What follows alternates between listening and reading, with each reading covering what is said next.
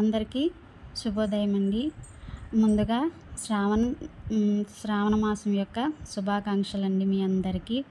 అందరూ ఎలా జరుపుకున్నారు? బాగా శ్రావణ శుక్రవారము శ్రావణ వ్రతం అంతా బాగా చేసుకున్నారండి. ఎలా చేసుకున్నారనేది కామెంట్లో తెలపడం మాత్రం మర్చిపోవద్దు.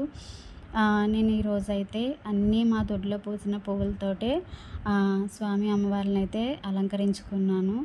ముఖ్యంగా అయితే ఇటు చూడండి, కనిపిస్తుంది కదా మీకు, కదంబ పుష్పం అండి. ఇది మా దొడ్లోనే వేసామండి. మా వదిన మేము వేసామండి. మా వదిన వాళ్ళదైతే కాపుకొచ్చింది, మాదైతే కాపుకి రాలేదు. ఇంకానా నెక్స్ట్ ఇయర్కి అయితే కాస్తుందండి.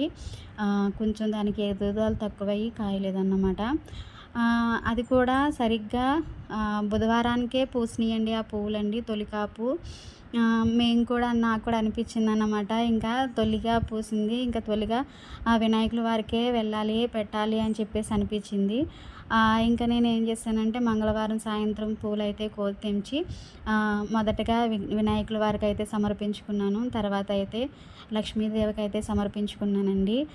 తెలుసు కదండి అందరికీ, కదంబ పుష్పం అంటే లక్ష్మీదేవికి ఎంతో ప్రీతికరం అండి. సాక్షాత్తు అమ్మవారే ఆ చెట్టు పైన కొలువై ఉంటారని పెద్దలు చెప్తూ ఉంటారు కదండి. నాకైతే చాలా హ్యాపీ అనిపించింది. మన సొంతంగా దొడ్లో పూసింది తీసుకొచ్చి మన చేతులతో మనమే తెంచి స్వామి అమ్మవార్లకు సమర్పిస్తే నాకు చాలా హ్యాపీ అనిపించింది. మరి ఈ వీడియో ఎలా అనిపించింది అనేది కామెంట్ చేయండి. మరి మర్చిపోకుండా సబ్స్క్రైబ్ చేసుకోవడం మర్చిపోవద్దు. మళ్ళీ ఒక మంచి వీడియోతో మళ్ళీ మేము ముందుంటానండి. అంతవరకు బాయ్ బాయ్.